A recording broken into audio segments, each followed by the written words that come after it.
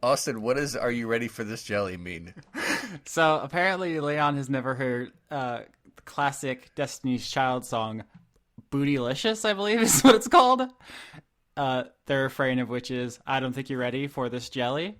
And Oh, I said that to him before he started, and he didn't react in the way I was expecting, which was like acknowledging the shared pop cultural heritage that we have as Americans. And it was more of a confusion, which okay. threw me off.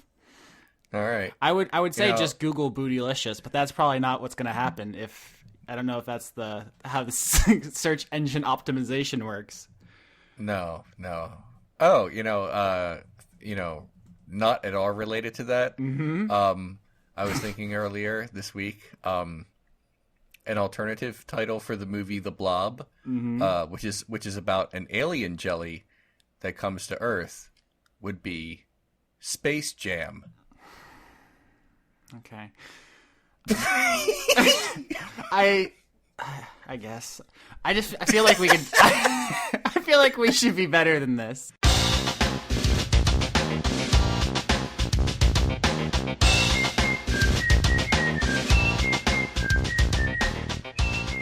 Hello, everyone. Welcome to Word Funk. I am Leon Thomas. I am joined by Austin Yorsky and Johnny Maloney. We were talking about various jellies, none of which were real jelly, I don't think. And now we've just sort of like fallen down a rabbit hole. I'm going to get us out of it, like right now. Literally anything else you would like to talk about, I will hear it now. Austin, you mentioned something in the chat when I said topics, but I don't know what it was. I played a video game. Oh, Johnny to block. All right, Johnny. If you really want to talk about a video game, you certainly can. Actually, I did a number of things today. I watched a number of movies. I played quite a few video games, but there's actually one video game I'd like to talk about in particular. I'm really enjoying it, but it's weird. Like, I don't know if I would. Like, it's one of those games where I'm like, I can't really recommend it to everyone. But it's called Event Zero. Okay. Do either of you guys, do you recognize the name Event Zero? Mm-hmm. Is it heard the of it. prequel to Does Event? does it help if the zero is contained within brackets? Yeah, it's like a quadrilateral cowboy programming kind of dealio. Not so much, no.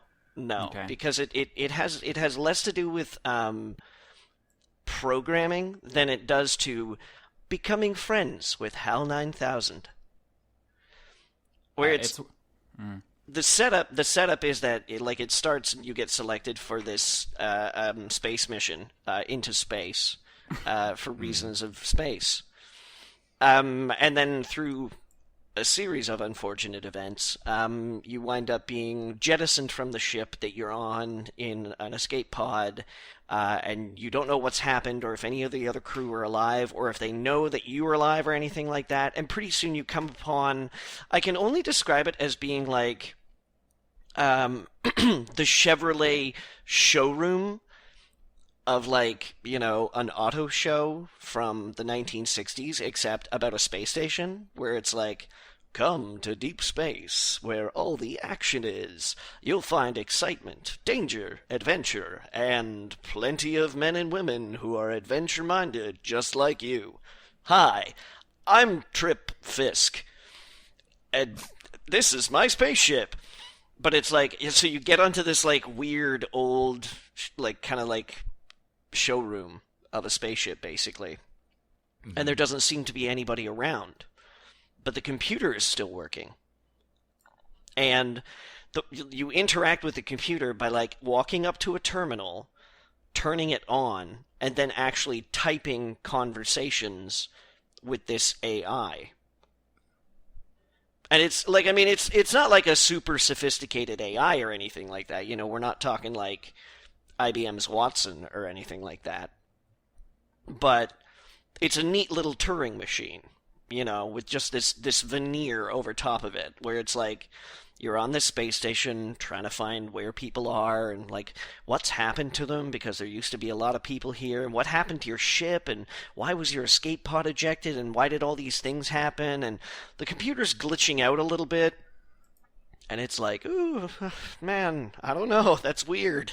Oh, Jeez, it's, not like back in Omaha, huh? And you're like, how did you know I was from Omaha? And it's like, lucky guess. But it's like, it's this weird, I don't know, mixture of like interrogative talking with a computer and, hey, come on, buddy, help me out of this, pal. Gonna die up here. It's gonna be messy. Probably gonna poop myself afterwards.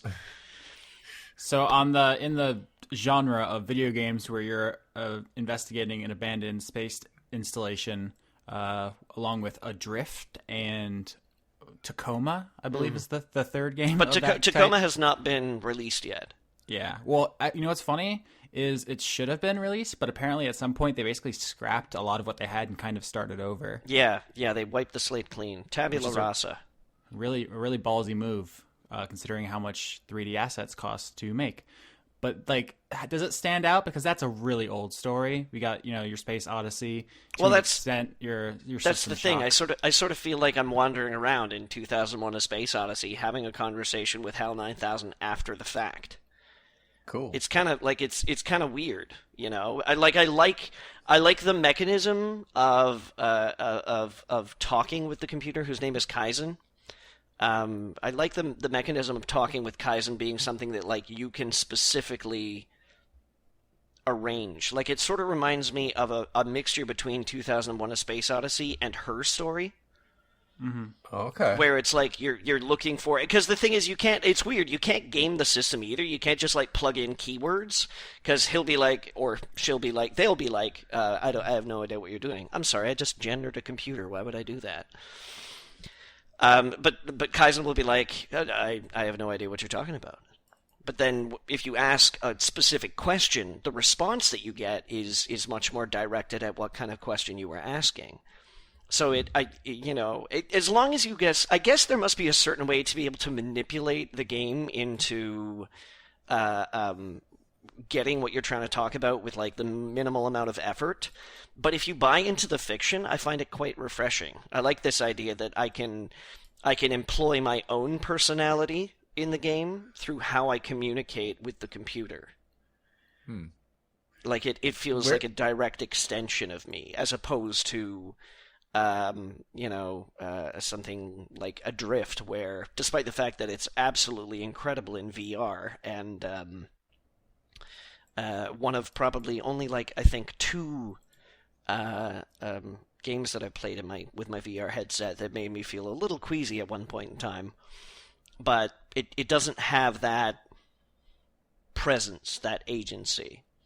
And just the ability of being able to communicate using my own vocab is interesting. I'm having fun with it. It's not apparently a very long game, but I've only played for like an hour and a half or something, and I'm spending most of it just chatting with this computer, asking him about like why he's playing the jazz music that he's decided to play.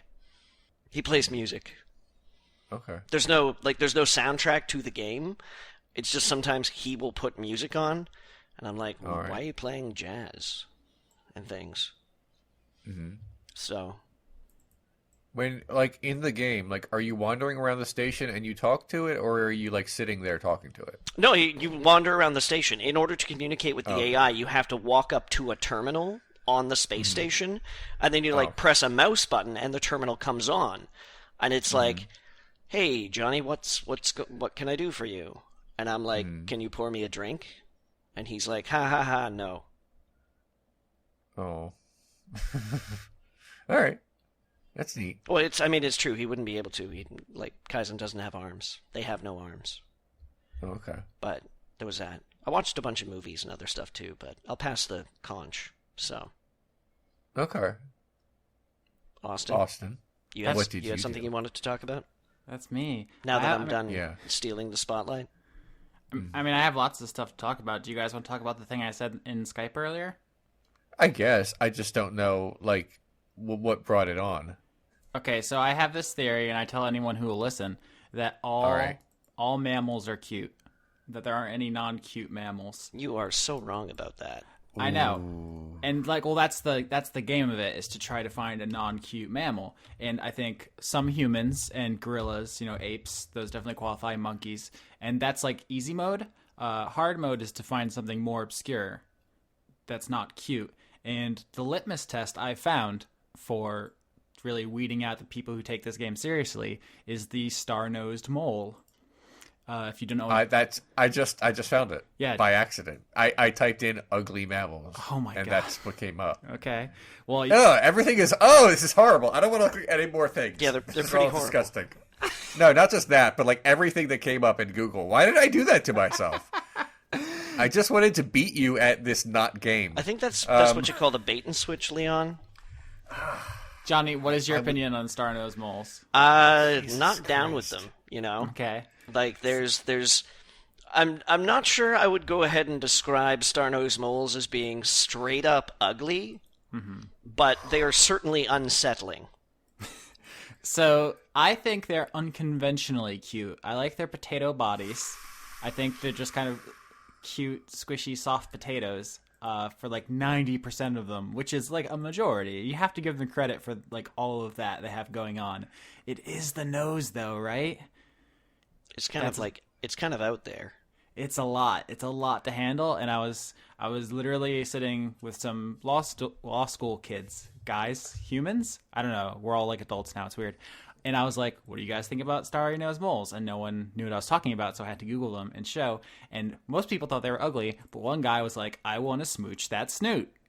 I want that snoot to get my smooch." And I was like, "See, there's somebody for everybody, guys." Oh, that's encouraging. That's a beautiful. That's a very uplifting message that you pulled off of Let's Name the Ugliest Mammal game. There's beauty in everything. Can we appreciate the world and its infinite majesty right now on Word Funk? Fine. Botulism. Oh my God. So can you think of any other non-cute mammals? I think it's harder than you might assume because a lot of them what are is really that? cute. I can't remember the thing.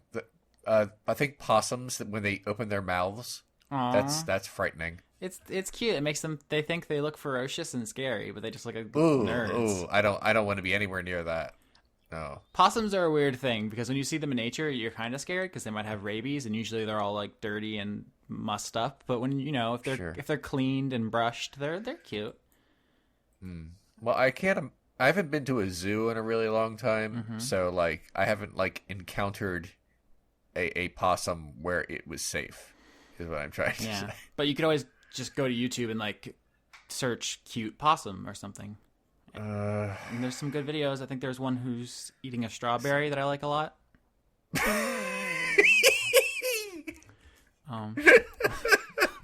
You know what? I like that I could just mention an animal. Like, I've seen videos, and my favorite of that video of the one random thing you just said is a one with a strawberry.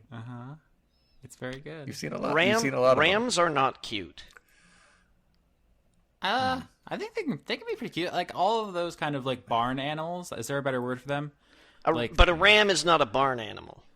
No, they live in mountains or something. Yeah, I mean, I'm talking rams... about a very, very specific subset of the, I don't know, goat family. I think rams are sheep, aren't they?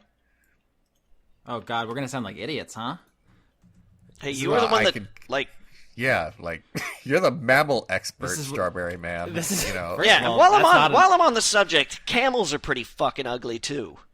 Yeah. Okay. So okay. Camels, I wouldn't camels say are ugly. these like weird loping fat things on these limbs that seem to all bend the wrong way. All right. Slow your roll there, buddy. First And then of all, chew like grandparents who have no teeth, like mouthing just this handful of chaw. I Right? can't help it. Hey guys, I was right. Yeah. Female What? sheep are called ewe, and male sheep are called rams. Okay. Yeah, sheep are the fluffy guys, and then goats are the Right. non-fluffy guys. So, before anyone finishes that comment, Look, I'm just not a big fan of those huge freaking horns coming out of its head. Like, you don't look at those things and go, "Aw, that's probably not for aggression's sake." And I'm sure they're not super psyched about our, like, guns or whatever. I don't give a rat's ass what they think about my guns. Most dangerous animal is man. You know, are we getting down to that? All right. Well, Yeah, okay, fine. I'll change, because camels are way uglier than rams, though. Okay. Leon, do you have an entry in this contest? Ugly-ass animals. I went with possum. I'm pretty comfortable. You know, if one of them just yells at me, I'm not cool with that. Just not. I gotta go with Johnny. I think if I had to pick one, if we were ranking the cutest animals, I think I'd take possums over camels. But I do think possums pose more of a danger to the average person, at least in our culture, than locally. Camels. Yeah. Yeah, I would agree. All right, so that's Austin's now I'm Mammal just looking Corner. at pictures of camels on Google, and oh my god, these are weird-ass fucking animals, man. What do you think about shit? What are they called? Fuck, not camels, the other ones. Llamas? Alpacas? Yeah, alpacas is what I was thinking of. Llamas was also cute. acceptable. They're cute. So camels are the ugly one, is what you're saying? The thing is that you can style alpacas. Mm-hmm. Yeah. You can cut an alpaca's hair. Like, you can be like, yo, dude, let's get you a fresh trim. And then they're like, how do you like my do? Except they're more like, bah! Yeah. And you're like, camels looking fresh, Al. Alpacas are okay. Camels like the ugly cousin that you take out to dinner to make him feel better. So that's kind of how I feel. It's rough. We're being mean. Let's inject some positivity into this episode. I don't have any ugly cousins. I mean, as far as I know, I don't really know if I have. I mean, I think I do, but I think I have cousins, but like, I don't really have like relatives anymore. Mm-hmm. I can definitely talk about something positive though, if you want. Yeah, do it. Is it your diagnosis? What? Nothing. Jokes. I don't need your fucking patronizing bullshit, Leon. No, I'm about to say something really nice about you, Austin. I want to say thank you for recommending Voltron, Legendary Defender. So good. Oh my god. Is this the Netflix one? Yeah, you undersold it too. You were like, it's pretty good. You might like it, but you don't have to rush out and see it. Oh, I rushed. when I first saw the first episode, I was like, Austin didn't tell me that they form Voltron only through the power of friendship. That's like a big selling point for me. Like, every episode is about, like, we have to become better friends so we can form Voltron. You're like, yeah, let's do it, friends. I was like, oh my god, like, everything, every character is the best character. Also, Peach is my favorite, but all of them are good. Have you not seen Avatar or Korra? No, I haven't seen any of that. Okay, shit. you would. I think you would will. like I it. will. Leon, props. I will eventually. Welcome to the. I haven't seen either of those shows that everybody tells me is amazing. Club. I will eventually, but It's like just right because now, they share a lot of animation staff. Is the thing? Yeah. Even having never seen Avatar, I was like, this seems like what people say Avatar looks like anime, but not really. Yeah. I mean, not technically. It's Korean. Where it's or whatever. It's it looks good. But mostly I just really love all the characters. There are just moments where it's great. Like, everyone's like, "Hey, are you guys having a clock party?" And they're like, "Yes," because they're trying to figure out how seconds work on other planets. And one character just says, "Maybe the mice can help us." And then, spoiler, they do. I really just like in like romantic love with this show. Like, everything about it is just really adorable, and it's like my favorite show, new show of the year. So I'm like 6 episodes in, so I haven't seen all of it yet, but like already I really dig it. Yeah, it has a really strong energy to it, and it mixes kind of like comedy and like the dangerous save the day stuff really well. It's kind of my favorite tone, which is like jokes. Oh god, we're all gonna die. Jokes, which I try to bring to everything we do. No wonder we're such good friends, Austin, because that is pretty much my life. Oh no. Jokes. Oh my god, I'm gonna die. Jokes. Well, it's like, I don't know which is the coping mechanism with the other one. I don't know the cause and effect of that. I like to think that they live in a symbiotic harmony. that one kind of like causes Okay. the other, and then like mollifies the first, and then Yeah, it's just an emotional Ouroboros. yeah, yeah, just that, I- just a meat wheel do- rolling down a hill, man. I do have one concern about Voltron. And it's like stupid, like, hey, wait a minute, that wouldn't happen, that kind of bullshit. But I can't help it because they've really they went hard with like the evil empire. Because like, say, the evil empire in Star Wars, they say it populates like most of the galaxy, and the Rebel Alliance is like smaller, but they have pockets of resistance all over the place, and little planet bases like Hoth and all that stuff. So you're like, maybe these plucky guys will win, even though they're the underdogs. I'm 6 episodes into Voltron Legendary Defender, and I could be wrong about this, but they keep saying that the bad guys have conquered almost the entire universe. Like they keep saying that, like, they've conquered almost the whole known universe, and we've got a robot. Like, literally one robot. Well, I guess 5, but really one robot. And I'm like, okay, now they have a tall order, to fight, win back every single planet. And that's cool because that means the show doesn't have to end ever. But my concern is, like, if you have a universe, like an almost incomprehensible amount of resources, you must be able to defeat Voltron at this point, because you could just build something 100 times bigger than Voltron. You have the amount of like minerals that you just have. Just build a bigger Voltron. Stop showing me up like, this new robot will be better because it has a lasso. It's like, no, just build something the size of a planet and step on him. Yeah, what are the economics of Voltron? I think what I've heard, 'cause I'm no expert in Voltron history. My understanding is some of the weaker elements are just carryovers from the not very well thought through product that was some of the early Voltron stuff, which was itself stitched together from other products. Oh yeah, So, yeah. Original Voltron was ramshackle. it was like a localization chimera. Yeah, I didn't really watch Voltron as a kid. I'm pretty sure I came across it, but I don't remember anything about it. So I looked it up on Wikipedia. I had the toy. I had all the lions that all joined together, and it came with a sword, and it sat on my bedside table right next to a clown lamp. Oh, jeez. Not like, it wasn't like, I mean, not like, I say that, and I'm sure you're like, oh my god, that's horrifying. But it was it was a clown that was like at a stand, a very modest clown, holding a bunch of balloons. That's And not like his making little it stand better. was like balloons No, 5 cents. oh my And the God. balloons, the multicolored balloons, were actually where the light bulb was. So, Okay. This is starting to explain some things.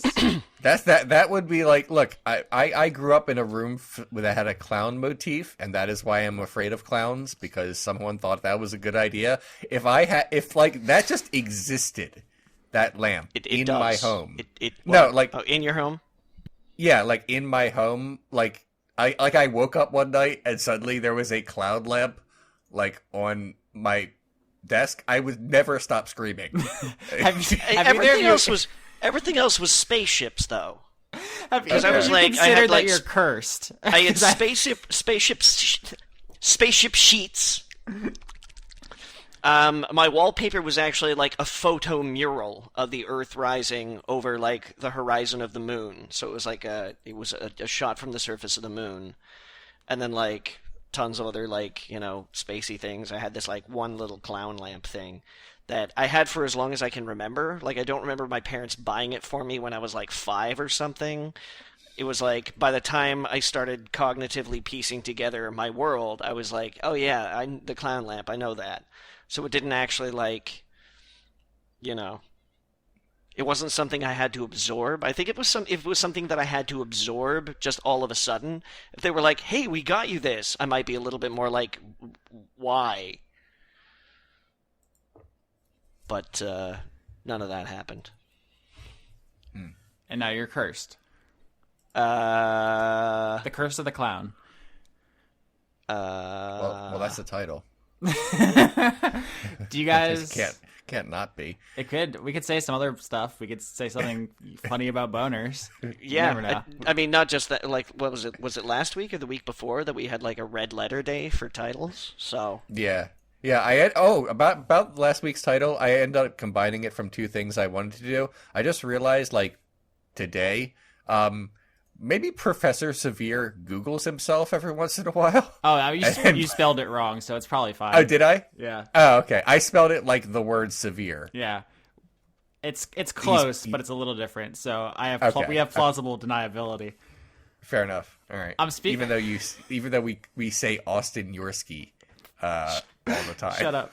Austin Yorsky, law student, No. living in Tallahassee, From Florida. All right, so I'm fucking boned. Congrats. There's like totally a background check for the bar. You guys, I'm screwed. Why did They're gonna listen to like every episode? They're gonna shoot me into space. I hope they listen to every episode, like, and they bring you into their office, and I'm like, I like season 2 of Dice Funk the most. But yeah. I want to know more about Leon's Baltimore stories. Yeah. If only the old rich white guys who ran things cared about our weird podcasts. Do you guys want to talk about Voltron more, or should we get to another topic? Because I have infinity things to talk about today. We can talk about things that are not Voltron. We can. Do you want to? You seem really attached to Sure. Voltron. No. I've said what I want to say. I'm only 6 episodes in. I'll bring final Voltron thoughts once I've seen the season finale. Though I believe they are getting a second season already. So I'm happy about that. And I'm just cruising this episode right now. That's cool. Yeah. Because I've had a disappointing week. Oh, I'm sorry. Yeah. Sometimes It's not your fault, Leon. You can just autopilot one of Thank you. these. That's why we have 3 hosts. So sometimes you can just mute yourself and lay down in the desk and just listen. I'm a participator. Okay. I think that's a proactive way of saying I talk a lot. Mm-hmm. So, sometimes that kind of when I get nervous, I have a tendency to ramble quite a bit. Okay. So sometimes it helps when I'm stressed out to be able to verbalize. Okay. I do have a Johnny question, but it probably will not take much time to answer, if you don't mind. Not at all. Did you ever go to Forever Duck? I Because have that was not- like a hanging plot thread. I haven't gone to Forever Duck yet. Oh. We might eat at Forever Duck.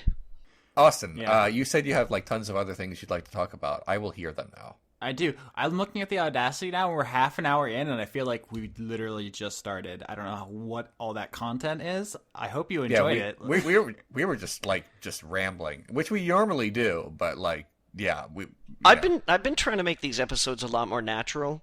Mm-hmm. Like not really force them, because I'm noticing that a lot of our best material kind of just happens when it's just us jabbering about stuff. Mm-hmm. So, all right. It's this. Yeah, I just gotta put the energy out in the universe and just let it happen. That's the secret. I just saved you $9.99 at Barnes and Oh, Nobles. cool. All right. I think that's what that book's about. Here's the next portion of the show, which is gonna be it's gonna be a small pop quiz for y'all. Uh-oh. Yeah, it's Austin's Law Corner. I have a lot of corners. There's the mammal Right. corner. There's the law corner. Did you guys know that if you trespass on someone's land hard enough, well, yeah. how hard is hard enough? Well, let me get through this. If you trespass hard enough and for long enough, it's not trespass anymore. It's now your land. Here's a Well, fun. I have noticed people. That's how America happened, didn't it? I have noticed that there's a lot of Airbnb stories that kind of just like pop out. That's like, yeah, so apparently he just owns the place now. Yeah, I actually did make the America stealing America joke. But so there's this thing called adverse possession. And I guess like most people know about squatters' rights, which is like a related thing. Yeah. But the idea is if you just go into someone's zone, into their zone, and you just chill, and it depends on the state how long. So it seems like the most common is 10 years, and they don't do anything. It's just yours now. I know that in Canada they have this weird a declaration that you can make, which is called like you can declare yourself a free man of the land. That sounds fucking amazing. Well, it's like, you know, it came to the news a few years ago when a landlord was trying to kick this guy out of this place that he was staying at, and he was like, "You have no authority over me. I'm a free man of the land." And they gave him a reality show immediately. They may very well have. I'm not sure if anybody watched it. But it brought this whole concept of declaring yourself a free man of the land out, which is actually a thing in Canada, apparently, where you basically secede from the government. Okay. And you just, like, you don't have to pay taxes. You don't have to, like, you know, pay, like, you know, fees or anything like that. It's like you're basically saying my participation in this, like, country is elective. And I'm being reductive, of course. There's a whole lot more shit here. But then, like, and so then it's like, oh, okay, well, fine. But then at that point in time, like, all of these social benefits, like, the police are not responsible for your safety. You're no longer eligible for the healthcare services we get in Canada. Like, companies, are you allowed on the roads? Like, insurance companies will not insure your car. You know, and it's like if you are found breaking laws and things like that, you're not entitled to, like, the Canadian Bill of Rights. Right. I always say, like, taxes are a small price to pay for living in a society. Like, we can complain about, like, oh no, because the government, like, yeah, but the alternative is, like, so much worse. I would never want to be a free man of the land. That is for sure. No, neither would I. It seems like a brash decision to make. Yeah. No, but this is all, like, perfectly relevant because we were talking about adverse possession and it seemed very counterintuitive to a lot of people. They're like, so you take the crime of trespass and you add to it, like, basically the crime of theft, and instead of becoming a hybrid double crime, they cancel out and you just get the thing.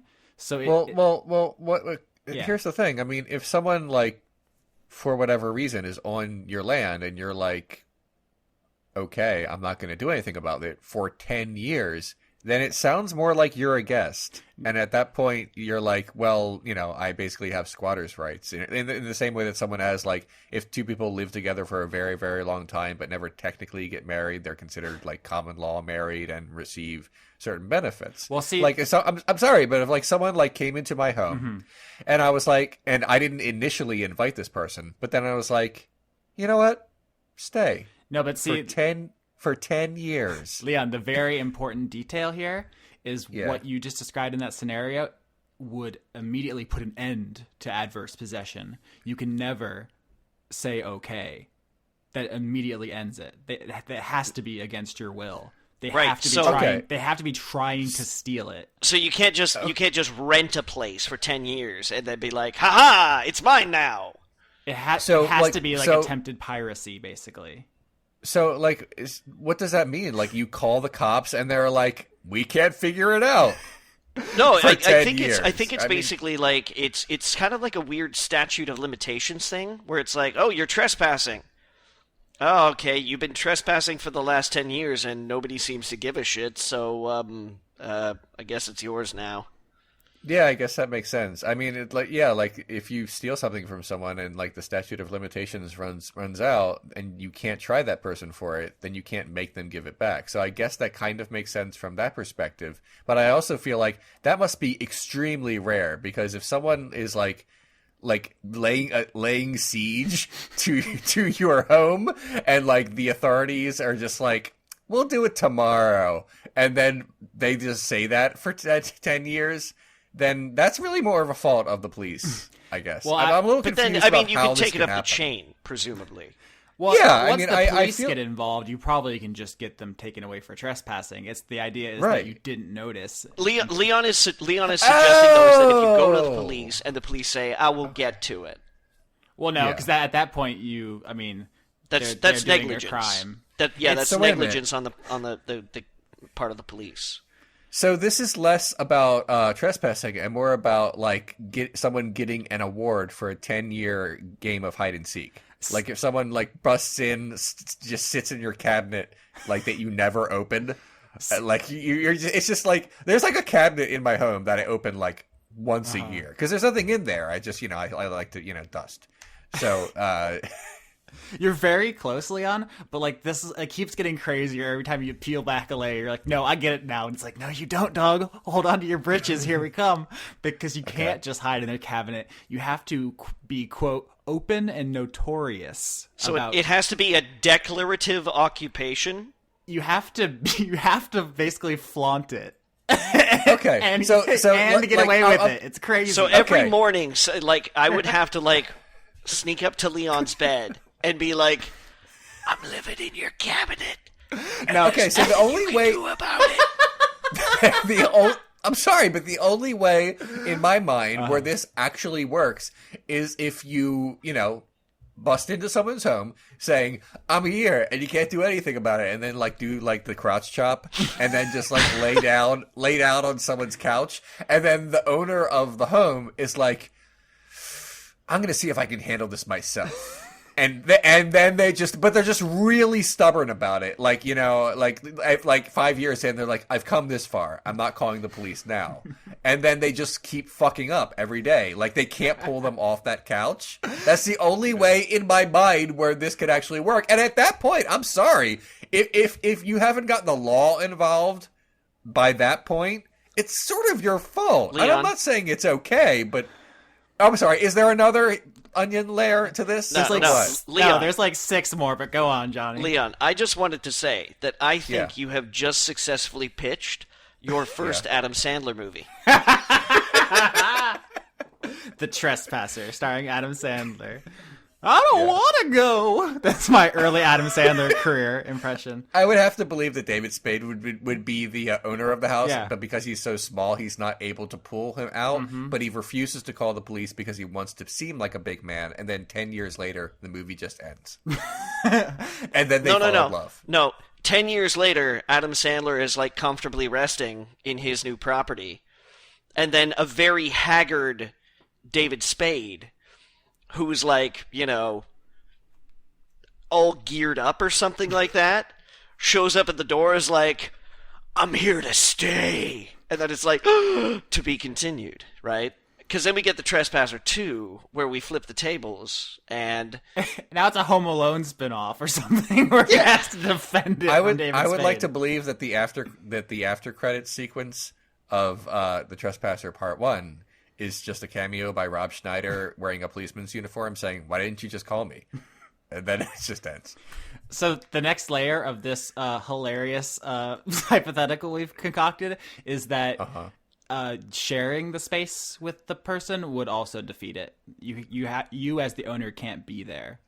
So this would actually not work. Sorry, that's not funny. So wait, see, this is making more and more sense. Like each time you give me more detail, because it basically sounds like frontier law. Yeah, that's why it's legal, is because like historically, before cars and stuff, rich people go around buying lots of land and then just leaving. Yeah, you stick a flag in it and go, this is mine. I'm never going to set eyes on it again. Bye. Yeah. Okay. And so land would just sit there and be shitty for decades upon decades, and it's more socially useful if someone just does something with it than if nobody does. But also, you don't want the other rich guy's descendants 2 generations forward showing up with a deed and being like, actually, this is ours. Thanks for all the hard work. Fuck you and your kids. Get out. Yeah. So, no, they own it now. Like, you should have checked in with your property once a decade or something.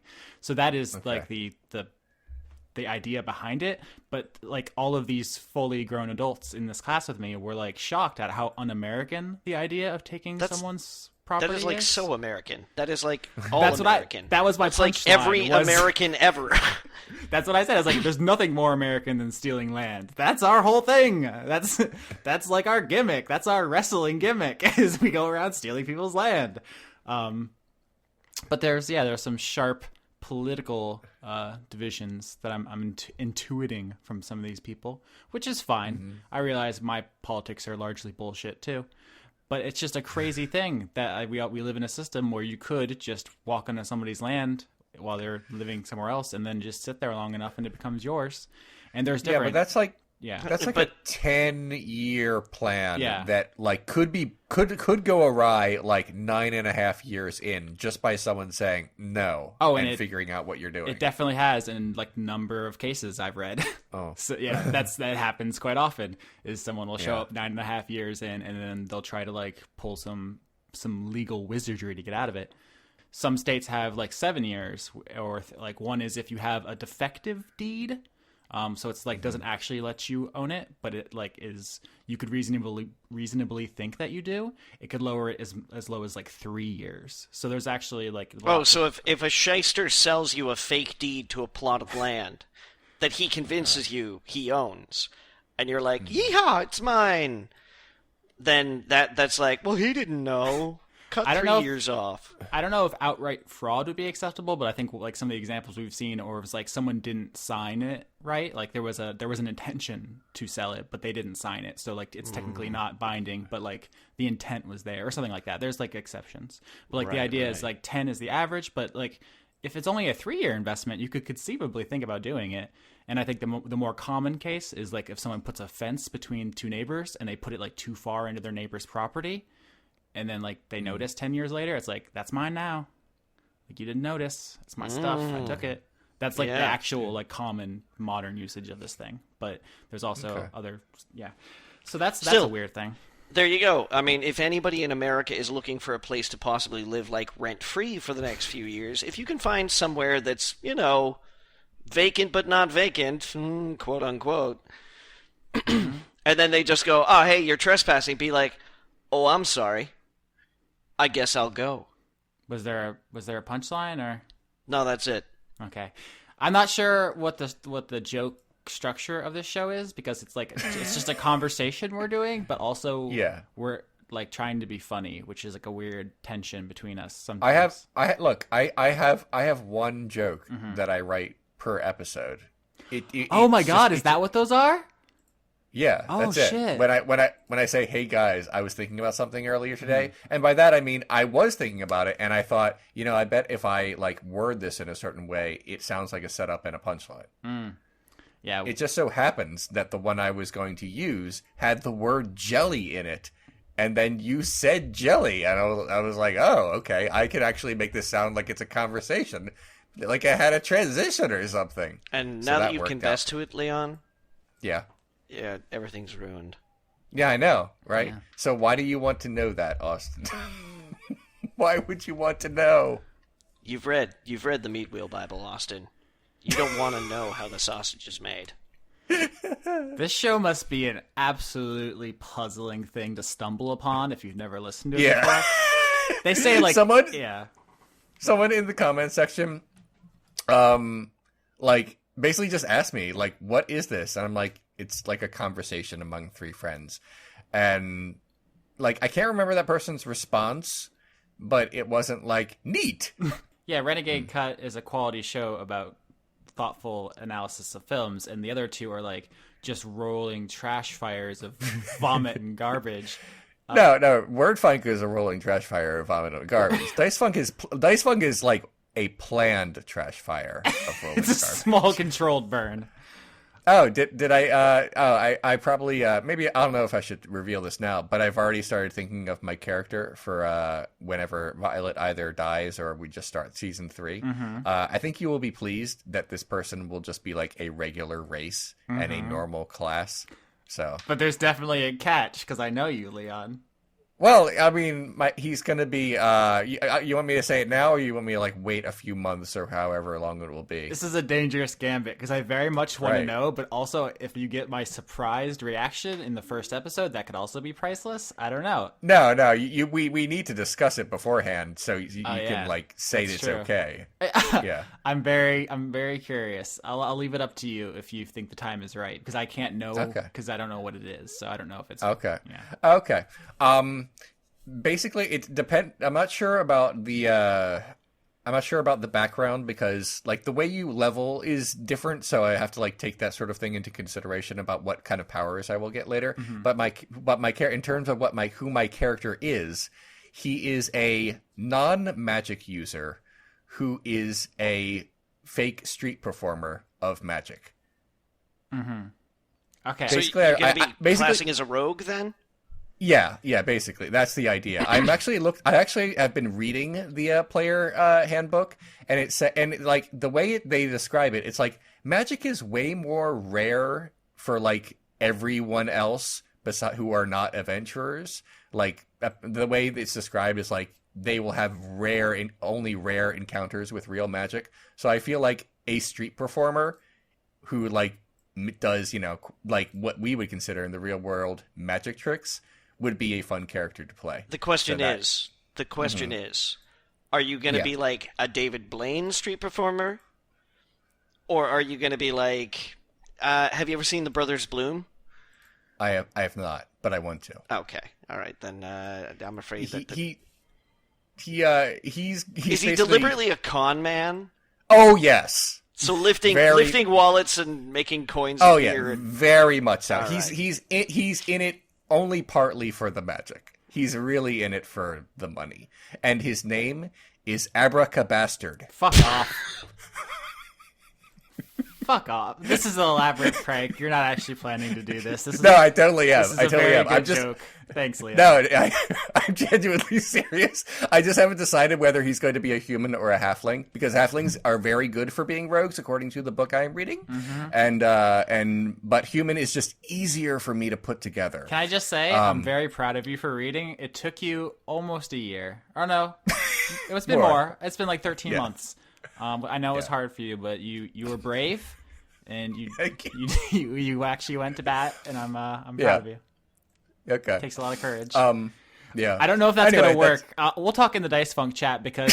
Oh no! We'll talk. This was like the most normal of all of the character ideas I have. I know, unfortunately, next season's gonna be like the one. Okay, I have a premise for it. We'll talk. I don't know. We'll see. Okay. I don't want to say, because I also want to take your stuff into account, but I actually already have character sheets from Lauren and Skitch, so. Okay, I'm just letting you know, if you turn down Abracabastard. Yeah. I'm basically gonna be like a sentient like cube. No, you're not. No, you're not. I gave you like a normal thing. You know what? Never mind. We'll talk about it later. I'm not saying it. I'm not vetoing it. I like your passion. Enthusiasm is more important than anything. Like Lauren had no idea how to play, but she was very enthusiastic. That is like 99% of the thing. So I want to make this work for you. I'm just saying. Okay, so I don't know if this is the right time to talk about it. I guess here we are. I think we can actually file this one under to be determined, if that makes any. Yeah. A lot of things are still in flux. There's still like several months of season 2 left. Could be. But I feel like we've done so far the thing where you start at level 1 as like randos, and then you get caught up in an adventure, and then you become who you are. We've done that. So I think for season 3, we're going to do slightly higher level characters who are already like established and kind of badass, or at least like, getting there, as opposed to just randos. So like you as I guess my basic point is like you being kind of like a weird schlub con man is going to maybe conflict with the fact that you can like rip trees out of the ground and stuff, like, because you're going to be like powerful, like a D&D character who they get very powerful very quickly. So it's going to be like, why are you pickpocketing when you can explode people's heads with your mind? All right. Well, I may have to put that on the back burner then, but we'll figure that out later. I've taken up too much time talking about the other show. My bad. I just really wanted to talk about Abracabastard. I liked it a lot. And also I think that people will be really into it. People are still in the forums, still talking about Bill Webb, the duck character you made. Oh, yeah. You didn't even remember your own joke. Yeah. I had you don't understand. I've come up with tons of them. And they're all ridiculous. Okay. I'm impressed any other by things your creativity. Thanks. Anything else we want to say before we go into questions? Yeah, I have another legal thing, if you guys don't mind. Oh, this is actually where I don't mind. Yeah, this is actually where I was going when I said like pop quiz, because I'm curious of your guys' opinion on this. Okay. All right. So, a guy has a house, and he inherits a barn. It's off his property. It's not by his house. He can't really do anything about the barn because it's kind of like a drive, and people keep breaking into it. There's nothing in there. It's not valuable, but they keep like breaking out the windows, getting in there, spinning in shenanigans. So he like puts up no trespassing signs. He boards up the windows. People keep breaking in. He can't be there to protect it. No one. He talks to the police. They're like, we can't do anything. It's a useless barn. Who gives a fuck? So he sets up a shotgun trap in the barn. He points it at like chest level, and his wife's like, well, we're just trying to scare them, honey. Let's point it down like leg level. Fine. They go home. Someone breaks in to steal like the fucking nothing that's in that barn, and the trap goes off, nearly blows the dude's leg off. Yeah. They save it. He like almost has to get it amputated, but he doesn't. It's just permanently damaged. Who's in trouble? Yeah. I know this. I know this. I mean, I'm sorry, go ahead. It's the guy who set up the shotgun trap. Mm-hmm. Do you agree with that? I'm trying to take your guys' temperature on this, because this is also like the taking people's thing. It's very American to think like, it's my property. I can do with it what I want. I can defend it. Well, in the sense that technically they have both committed, let's say, aggressive acts upon one another. That is, you can say that one of them is not considered a violent crime, though. Mm-hmm. Yeah. Like what? Did he have a gun on him? No, this was just like a rando who came in. Okay. I think said he was gonna like looking for mason jars or something. This is is a fucking nobody. Look, all right. So yeah, I mean, technically they are both. Even though one was not violent, they were both encroaching actions upon one another's either person or property, and technically you could both consider them crimes. But I would also say that. How do I put this? The punishment doesn't really fit it in the sense like it is disproportionately aggressive, I guess is what I'm trying to say. Like we've talked about we had this argument like when we were playing Dice Funk, like when guys were like coming at me and I drew steel and we were like, should we have done that? In my mind, like if I'm like literally walking down the street and a couple people jump me but with only their fists, I think I might die, so I feel justified in maybe pulling a knife and saying, get the fuck away from me, and maybe cutting up someone a little. But again, I also feel like my life is in danger. In this case, no one's life is in danger. No one is in danger. No one's even in the house. It is literally impossible for the person who owns that place or anyone that person knows to be in danger. So you're basically shooting someone's leg off to protect a jar. And again, you can make the argument that, yeah, those are my jars, but it's I don't know who without legally a warning, is though, in the is right. it not vigilantism? But that's the thing he would argue, is he did put up signs, he did board it up, so there was warning. It says no trespassing. It's not like he was like, this is totally abandoned. So but it's still technically speaking, it's still vigilantism if he has decided that anyone who breaks into that barn deserves to be shot in the leg with a shotgun. He's meting out punishment without the express permission of like any legal authority whatsoever. The legality of it could change by the state and by the country, but I'm just speaking like rationally here. I think it's a disproportionate use of force against someone, if that makes any sense. Yeah. Like if a child like punched me in the knee and it hurt and that was not cool, my response should be like, hey, don't. You can't twist his head off like Kratos. Right. My response can't be to even just like punch the child, because that's fucked up. If a dog attacked me, I would feel like, I don't know this dog. This dog could literally kill me. Leon, first of all, that's very mature, knowing how much I know that you want to punch children. I don't want to punch children. I just don't want any children, and I also want them to kind of leave me alone. Like a child, if one of them gets punched like during the process, then that's just no. gravy, right? Listen, I feel like my hatred of children. I feel like my hatred of children have maybe been over exaggerated over the years. I don't hate come on, them. I'm just having fun. I know. But this comes up quite a bit, actually. Somehow, I don't dislike don't dislike children. I just don't want them at all. I don't ever want to be responsible for them because of my own reasons.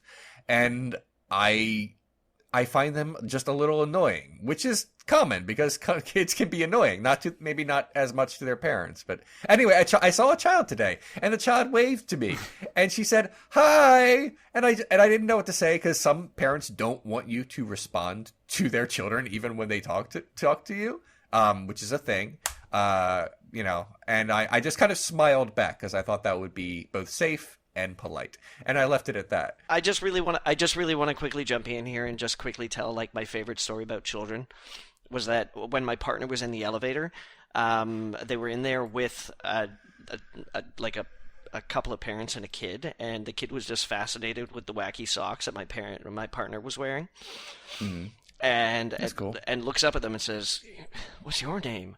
And they say, "My name's Stephanie." And then like the doors open, and the kid and the parents were leaving, and the kid turns around and goes, "Bye, have fun." Oh, I was like, that is like the purest thing that a kid could wish for somebody else, would be like, have fun. I was like, yeah, that kid knows what's going on. Right on. Yeah. Anyways, we're off track. Back to a trespasser being shotgunned in the kneecaps. Yeah. Is there a track? I guess is the first question for us to get back on to. I like to think of us as having one of those Hot Wheel tracks that has like the weird upside down gaps in the loop. Yeah, we're always trying to do them loop-de-loops, and we're just getting... Yeah, and whenever they run them in the works. commercials, you're like, whoa, that works perfectly. Like every time, start to finish, they have a thread of ideas that just connect at high speeds. And it looks so cool, and you can put it in slow motion too. And all the guys look great. But then, you actually get it set up in your living room, and you're like, here goes! And before it even hits, like, the first minor hill, like, the car is off, and, like, rebounds off your baby brother's face, winds up in the dog's mouth, and, like... Word funk. Traumatized. Thank you. All right. Austin, seriously, Yeah. what is the ruling officially? All right, so in the civil suit, that is the important thing here. The guy who set up the trap was out like tens of thousands of dollars. He got fucked up royally for battery because he blew someone's leg off. Now, the civil suit meaning that the guy, like the injured party, took him to court. Like this was not a publicly, federally prosecuted case. Yeah, it's not criminal, I think is right. Is that what you're asking? Yeah. So the law terminology in Canada slightly differs because ours is based more off sort of the British system. The Crown prosecutes.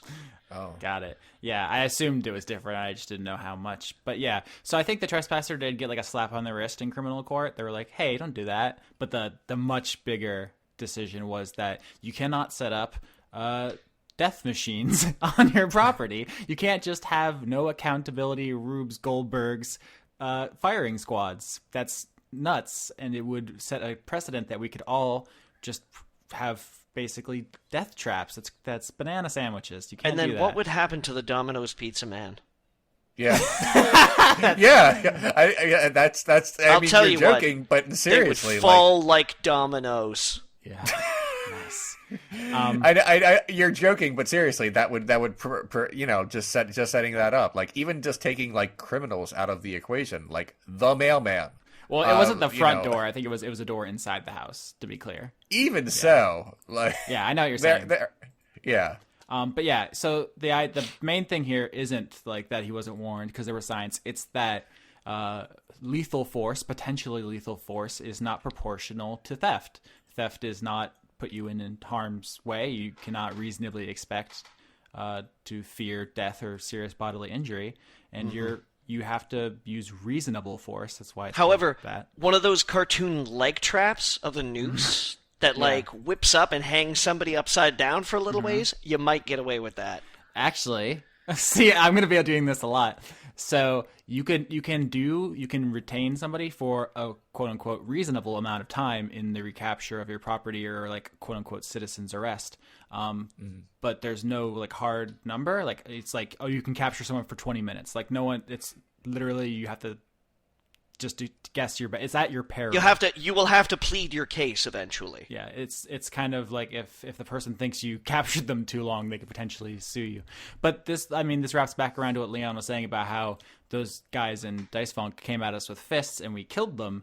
Like he found that justifiable. Courts would not, because we were not in imminent like apprehension of serious bodily injury or death. Don't think I didn't toy around with the idea of turning season 1 of Dice Funk into a prolonged D&D episode of Law and Order. Yeah, it did occur to me. Yeah, that was definitely a road we could have gone down. But yeah, I could talk about this more. But you guys want to get into questions? Absolutely. I'm ready for it this week. Crabsolutely. I'm feeling good about myself. That's good. I'm happy to hear that, Leon. I mean, in general, like life has just been getting slowly better and better all year, for like lots of reasons. I had like a health scare this morning, and now I'm like really relieved. So like I'm feeling good about life. So I'm ready. You went to a WebMD, and it was like, no, it's supposed to be that color. No. I thought I was poisoned, but I think I just have an upset stomach. Okay. So that's much better. When you say poisoned, oh, I don't mean someone poisoned me. I don't because mean like Were you envenomed? I don't mean like someone in a top hat with like a really thin mustache crept into my home and like poured like something with like a skull and crossbones. I was beginning to my cereal. Look, did I ever tell you guys the cake story? I don't remember a cake story. Okay, I'll hear the cake story and then I'll explain why I may or may not have been poisoned. But the short version basically goes like this: is that my sister works in chemistry, in analysis for the most part, but she's kind of worked all over the field. And she used to work for this lab that would analyze samples of whatever, like you'd send them a sample and be like, hey, we're looking to see if there's blank in blank. So environmental investigation agencies, sometimes police investigations would outsource them and things like that because they were just looking for certain compounds. And one day she's in the lab, just like working there kind of by herself, and this guy walks in the front door. And she's like, oh, hey, what can I do for you? Because obviously people have to drop samples off and something like that. And this guy says to her, I think somebody poisoned my birthday cake. And she's like, what? And he's like, yeah, I think somebody poisoned my birthday cake. And then he lifts up a garbage bag and just puts it on the counter. And it does not appear as though there is a coherent cake in this garbage bag. Yeah. It's just kind of like a mess of cake. Like something horrible has happened to this cake. Something indescribable. And was like, he was like, Can you check and see if somebody poisoned my cake? And she's like, oh, we don't do that kind of analysis here. Sorry. He was like, oh, thanks. And then just left with his garbage bag full of cake. And I wonder about that guy on like almost a daily basis. So when you were like, I think I was poisoned, I was like, did somebody poison Leon's cake? I feel like she didn't take up that plot hook for a side quest. Like that was total side quest material. That might have even been main quest material. Like maybe the tutorial ended just like a few moments ago, and it was like, okay, I think you're ready for this. Here we go. No, what happened is over the past couple days, I've been setting a little poison mouse traps around my apartment. because although I don't have anything personal against mice, they they poop and stuff, and it's not sanitary. And I live in Baltimore, where we have a rodent infestation problem. And that's the way it is. So and I just did so, and like, okay, well, this is what I'm doing today, and that sucks. And then like last night, I noticed that like my mouth was dry. And I was like, that's weird. My mouth just doesn't get dry. That's odd. Well, I'm going to bed. And then I did. Then I woke up and my mouth was even drier. And like I felt like more tired than usual. And I'm like, this is weird. And I felt like really logy and like kind of like a gross feeling in my stomach. And I'm like, did I like accidentally like make contact and like ingest some of this poison that exists now in my home? I mean, that doesn't seem very likely. I mean, according to the box, the mouse has to eat like the entire thing for it to even have any effect. And I'm like so much bigger than one. So like if a particle of this poison like I accidentally inhaled, it doesn't really seem like that would have much, if any, effect. But I don't think it did. I don't think I ate any of the poison, is what I'm trying to say. But that's all I could think about what could be wrong. Because, I don't just normally feel like that. And then I started thinking, well, did I do anything else unusual yesterday? And then I realized, yeah, I barely ate and I had almost nothing to drink all day. I'm probably dehydrated, and it is also upsetting the other parts of my insides. I've since, had some water. I feel noticeably better than I do this morning, although not perfectly better. And I think that's all there is to it. But I was scared, like during the day. I'm like, oh my God, this is terrible. Should I go to the hospital just in case? That's going to cost me a lot of money because I live in America. And it was like, I was like kind of freaking out. And I'm like, you know what? I probably just need water. So I'm probably fine. I'm almost positive it has nothing to do with the poison that exists in my home. I think you should hurry and get this episode up as quickly as possible so that when they find your body, like there will be a record of this so that everyone knows.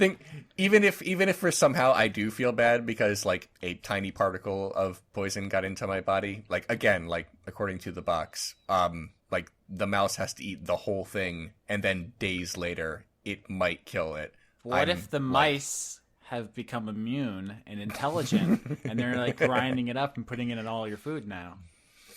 The rodents in Baltimore are like super rodents, so that wouldn't actually surprise me as much as you would think. But I weigh like 200 pounds, so I feel like I'm probably okay. I'm bigger than a mouse. Is what I'm trying to say. And you've illustrated in the past that you're willing to do what needs to be done to get rid of them. I really am. I would prefer to just leave traps, though, and not have to deal with that. So that's what I did this time. And we'll see what happens. Anyway, yeah, questions. Let's talk about it. Yeah, let's talk about it. Let's talk about the questions. First of all, I just want to thank all the question senders. We got like infinity this week, and I feel like we don't acknowledge that like that's really important for us to be able to generate content is the participation element. So it's like super awesome and flattering that you guys keep doing this for us. Thank you. Thanks. Jagenda says, how many cats is owning too many cats? What's the cat limit? This is how big is your home? I feel like the cat to space ratio is kind of important, because if you have like a mansion and you have like 6 cats in the mansion, it seems like a lot of cats, but it also feels like you'll bump into like 2 of them a day. So I think also it's like family size. So it's proportional. Yeah. Do you saying there's an estate in a couple size different ways at it's which proportional. You could have infinite cats. Like there's no, you'd never say this is too many unless it's the space. I find that reckless and irresponsible. I'm sure there are like some compounds out in America somewhere that have some like really low key cult like structures that aren't super culty in terms of everybody has to marry me and also the world's gonna end on Tuesday. Yeah. But like they're just sort of like, hey, everybody be cool and like let's drink our own moonshine and only wear clothes made out of human hair. That have like fucking 260 cats, and as long as those cats are taken care of, I'm like, go be yourselves. Yeah, I feel like the real answer to this is too many is like the one where you suddenly can't take care of them all. Like if you are capable of taking care of 10 cats and you're into it, then you don't have too many cats. But if you have 11 cats and like one of them is going like underfed or like maybe neglected in some other way, then that's too many cats. Yeah, if the cat hierarchy suddenly overtakes your own authority, you got a problem. Yeah, Okay. You shouldn't own any more cats than you could take in a fight. Like if they teamed up, if they formed like Voltron, you should be able to beat them. Otherwise, That's a pretty good rule of thumb, Austin. I'll stand by that declaration. Yeah, if like 20 of them can like form in a trench coat with only like one on top, and they could like outbox you, then you have too many cats. That having been said, if you're going to get a new cat, I don't think you need to size it up. You don't have to be like, "Sup, Whiskers? You think you could take a piece of me? Huh? Yeah? You? No, you need friends? Huh? How many?" I don't think that's necessary. Well, you have to establish dominance right away. yeah. All right, ready? Next one. I think we farmed enough stupid jokes and also meaningful advice out of this. I hope that was helpful. Allison Ansel asks, Leon. Hi, Allison. Hello. Leon, have you considered growing a beard? Also, have you finished the Harry Potter series yet? 2 questions. I super hate having any hair on my face or the rest of me, as I've, previously indicated. You're a dolphin. You're a human dolphin. I'm perfectly smooth. Perfectly smooth. Perfect. So, like, on the rare occasion that you've ever seen me with stubble, like even just a bit of stubble, that's like several accidents that happened on top of the other. Like, I had so much to do that day that I couldn't take like 10 minutes to like deal with the fact. Like reading too many Harry Potter books? Hold on, let me get to that in a bit. But yeah, I hate having facial hair. I hate having like any really. It's all gross. But as for the Harry Potter books, I'm very sorry to say that I read the first one and liked it, and read part of the second one and liked it, but for whatever reason, just have not gotten around to reading the rest. Maybe I will. But as it stands now, I'm not dedicated to reading any of them at the moment.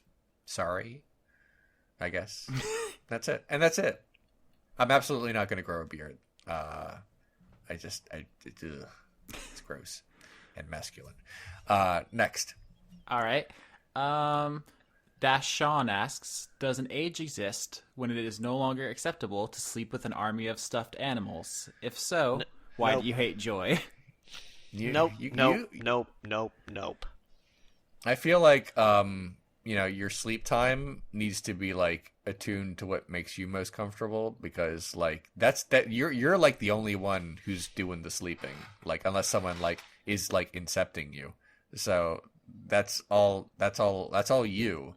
So it's not like I mean, yeah, you could say that like if you walk out in public and you have 20 like stuffed animals on your arms, and you're like skipping, then people might look at you funny. I mean, still do it if you want. I don't want to take away your joy, but people might look at you funny.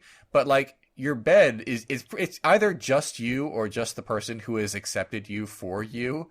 So you shouldn't feel self-conscious about what you're doing in your own bed. I mean, I don't think. I sort of feel like this is the same as the cat question, in the sense that it's like, yeah, I mean, people might judge you. You might be like, and these are my 76 cats. And it's like, well, don't be ashamed of yourself, like.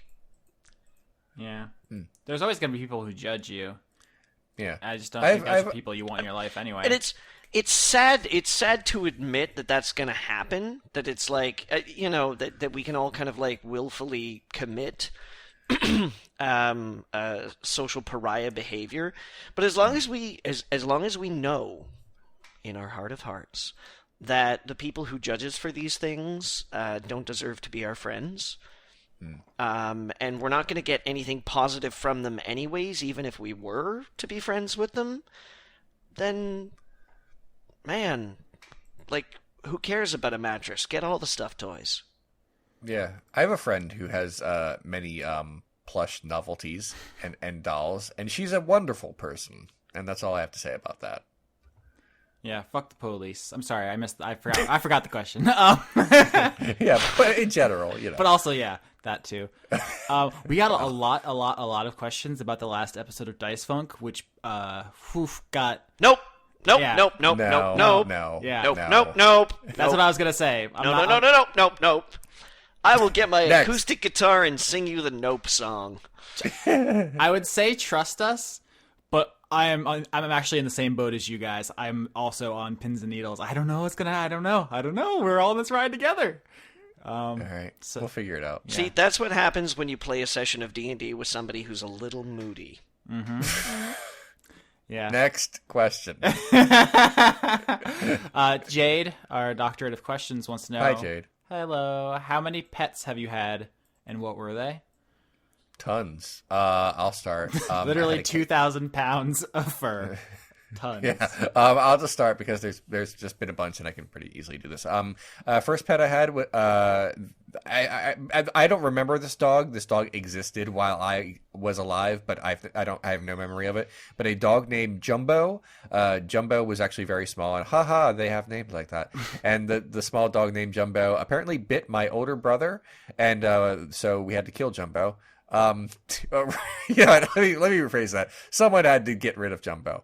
I don't remember this animal though. The first animal I remember is named Shadoobie. Shadoobie was a cat. Shadoobie was great. Shadoobie was named after that Rolling Stones song where Mick Jagger at some point says Shadoobie. And that is what that is about. Yeah. Had a cat named Bob. Bob was crushed by a God, what was it? Garage door. This is a fucking obituary section. You don't have. Yeah. Let's do the end of 6 Feet Under, where I explain the deaths of all the characters. Shadoobie just died, just got old, and that's all there is to it. My grandfather said we're gonna take this cat to a farm, which is a huge lie. Here's the thing: he said it for the benefit of the children. Years later, I would learn that my mother also believed him. She was a grown woman and was very startled by this and cried when she learned that my grandfather lied to not only his grandchildren, but his adult daughter, who thought that that's what was happening to Shadoobie. Oh well. Oh well. Yeah, anyway, I don't know any of these people anymore. So anyway, I had after Bob sadly passed away, we got a cat named Ed. Ed was named after Weird Ed from Maniac Mansion, a video game that I liked as a child. Mm-hmm. Weird Ed had one good eye that and the other one was glazed over and absolutely did not work. I like to sneak up on Ed from the bad side and then freak him out, and then we would play. Ed was awesome because he would jump. He would at some point or another. Me and my younger brother and my mother, we lived in a house that was near the woods. Ed liked to jump and run into the woods and kill lots of things and bring it back to us, like bats, which was very impressive for a cat with one eye. Ed lived to be very, very, very old, and my younger brother took care of him until he passed after 10, 15 years. That was a very, very old cat. Lived a full life. I had a dog named Jericho, a Labrador. Jericho was named after the wrestler of the same name, and Jericho was run over by a car. And that was horrible. I had to go to the hospital and listen to the doctor say, we're going to keep trying, and then the doctor tell me what happened. And then I cried a lot. Jack was a big half boxer, half no one could else figure it out. And he was just great. He was just the best dog, and I took him out camping with me, and he was just a really cool dog. I loved Jack a lot, and then he just, he passed away, as, he got diseased, but he was very, very old, and he lived a full life for a dog. Those are all of my pets. Oh, wait, and my ex-wife had a dog named Meadow, named after the character from The Sopranos, and we loved that dog. And then the dog sadly passed away from natural causes. So I guess that counts as mine because, I inherited half of him. That's how that works. Yep, it is, and that's it. I haven't had a new pet in a very, very long time because I basically don't want to take care of anything right now, and I live alone, and that would be weird for especially to have a dog, to hang out in a house where no one's here. Although I do spend a lot more time, in the home now because I don't have to really go out and do my secondary job very much. I basically just keep it as a just in case. I barely work there anymore. So maybe I can have a new pet now. I don't know. I don't know if any of that was interesting to our listeners, but you asked, and so I answered. Either of you want to take the baton here? Johnny? I had 5 English Bull Terriers growing up. Sammy, Willard, Maggie. Oh wait, no, hang on. You 4 name your English pets Bull Terriers. like you name your Pokemon. just 4 English Bull Terriers growing up. Sammy, Willard, Maggie, and Vlad. All died from natural causes.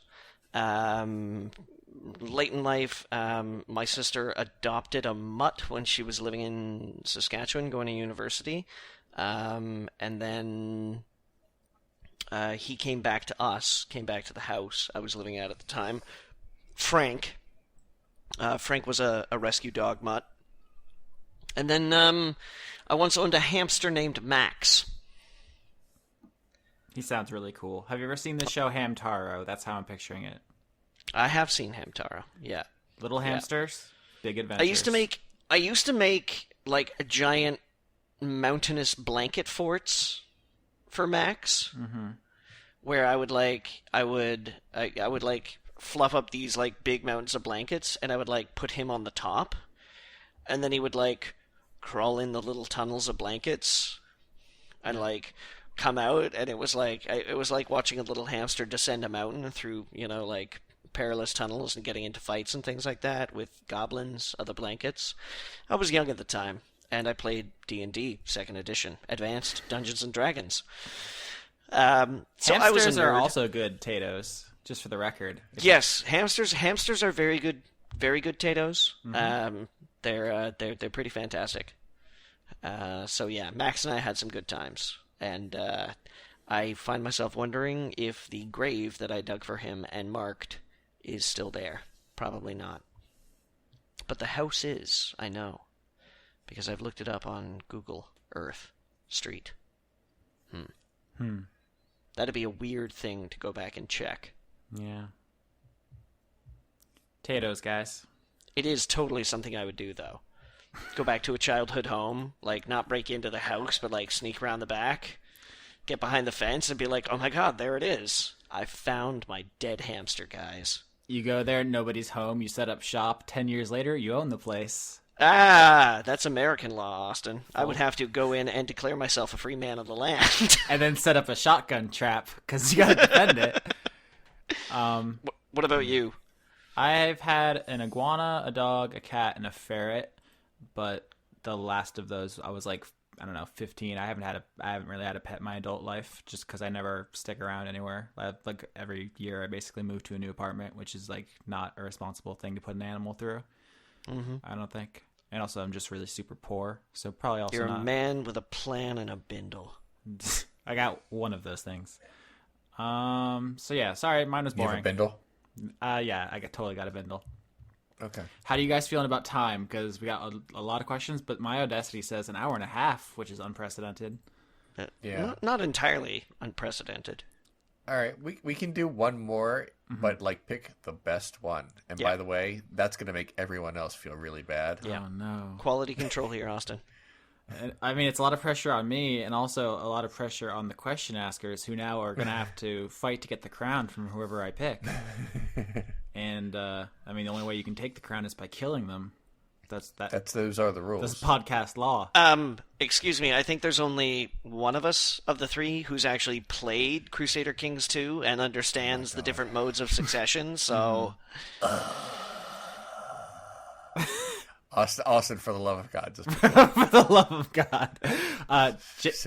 Jason D. Hall asks, is there a way I could legally punch a racist in the face for their comments? I think this is a good time to establish nothing I say is legal advice. Please do not take it as that. It's a fun experiment. It's like, this is a comedic show. Everything we do are jokes. Do not sue us. Do not hit people. That's battery. You could concoct a scenario in which you would be justified, but courts do not look kindly upon excuses. You will be held accountable for your actions. Don't hit anyone. Yeah, and even even provoking someone so that you can hit them, not a defense. Literally, not a defense. The only way you can get away with that is if you provoke them, they attack you, then the situation ends. You break off and like go somewhere else, and then they attack you again. Is the only way that you could do it. If you like, that's actually a real thing. But that's like a lot of steps and a lot of things that can go wrong. Yeah. So for the love of God, no, don't punch anyone. I look, you know, some fool in my just an absolute clod. Some fool responded to my Blue Ruin video where I explained, like, you know, being a vigilante and taking the law into your own hands is a terrible idea. And also, revenge is usually a bad idea, especially when it involves killing another person. For a lot of reasons, one of them being, you know, oversight, one of them just being obvious lack of empathy. And this person responded by saying, I don't think the takeaway from the movie is that revenge is bad. I think the takeaway is just that you need to kill the right person. Okay. That's like the people who watch Fight Club and then are like, Tyler seems pretty cool. Yeah, and this person was not joking, like not making a look how dumb I'm being kind of joke. This person says stuff like that about a lot of my under a lot of my episodes. I'm assuming that this is the same kind of person who would say, well, I don't think the moral of the story is that, you know, killing people on death row is bad. We just have to make sure that we kill the guilty ones. Yeah, well, that's look, how do I put this? 99.9% of my commenters are just the absolute best, but there's always going to be a weirdo. Oh, thanks, Leon. Yeah, no, in all seriousness, like my comment section is like so pristine compared to like virtually every other comment section I have ever seen on YouTube. So the fact that they're like trying to enlist a citizen militia. God, we didn't even get into that. I have like one of the only, you know, decent comment sections I've ever seen. Speaking of Blue Ruin, the new movie that guy did, Green Room, is Jeremy Saulnier. Yeah, he is playing right now at the school, and I'm here instead of seeing that, which is disappointing. It's super good. I didn't want to see it. Also, I don't enough plug. I guess it doesn't really need a plug, but like appreciate Renegade Cut because I didn't know anyone else like Punch Drunk Love. I think that's actually a really good movie. Yeah, that's a really I have solid Punch movie. Drunk Love on DVD, man. I think I do too, or somewhere. It's very, very good. Yeah, I will actually go to bat for more Sandler films than you might think, but that's fair. I'm gonna save these questions. Send in new ones next week, and I'll just like maybe master list them or something because there's some good stuff in here. But we are out of time. Okay. Yes, anything you guys want to say before we go? I watched The Nice Guys this week. Oh, okay. It was nice, guys. That was playing at the school last week when we did this. I think that's going to be a theme. They show movies at night, and I'm missing them. Last night, guys, this is the last thing I'll say before we go. I was reading in my room. It was about midnight, and suddenly, loud music from the living room. It's Footloose, the song from Footloose. Nice. It's very loud, but I figure, my roommates are rowdy boys. They get up to shenanigans. And then it starts playing again. It's on loop. I go out in the living room. And how many Sunday shoes were there? That's exactly where this is going. One of my roommates is standing there, and as soon as the song gets to kick off your Sunday, he kicks his shoes off violently across the room and just breaks into like an epileptic dance. Like he was this is like a really elaborate joke on that. That's the moment where you break out your camera and you film it, and then you have the best Vine. because that's how that works. I've thought multiple times I should start a Vine account because of my roommates. They're absolutely ludicrous. Here's another story. This will take 8 seconds. One of my roommates was pretending to jerk off one of my other roommates. There's that's the whole that's all the context. There isn't any more. He was pretending to jerk him off, and he did it. That's the story. And he did it too hard and accidentally punched him in the balls. That must have looked like the most painful orgasm ever. He was fake wanking him so hard, he sterilized him. So he at first he was not technically trespassing his chattel, No, but then it turned into battery. Yeah, I don't know what the first one is. So I think someone in the last episode put a comment about sex crimes or something. It varies very widely between states, but yeah, that's my roommates. I'll just be in my room and I'll just hear people yelling "Get that dick over here!" They're very aggressively straight. I don't really know how to explain it. Masculinity is weird, but they're a lot, and I should record more of it. But yeah, I want to hear more stories about your roommates. I have never told you guys about Clam, have I? No. Holy shit. Do we have time? I'm afraid it will have to wait for another day. All right. Tell us about Clam next time. I'm ready for Clam. Next time on Word Funk. Clam. I think this is our first cliffhanger.